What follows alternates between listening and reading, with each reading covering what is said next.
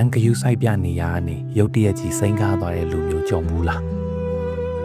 မနေ့ကဒီကိုကသူတို့ရဲ့ကဘာကြီးတစ်ခုလိုပဲအရန်နှွေးထွေးပေးခဲ့တယ်ဒီနေ့ကျတော့သူ့အတွက်တစ်စိမ်တယောက်လိုပဲအေးဆက်သွားတဲ့အခါပေါ့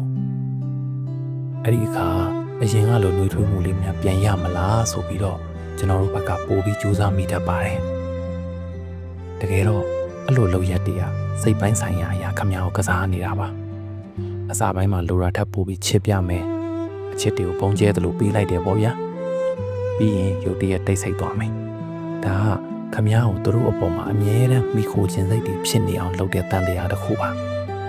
အဲ့လိုအလုပ်ခံရတဲ့အခါမနေတတ်မထိုင်တတ်ဖြစ်သွားတာစိတ်တွေရှုပ်သွားတာယုံကြည်မှုတွေပျောက်ဆုံးသွားတာခမရအမှားမဟုတ်ပါဘူး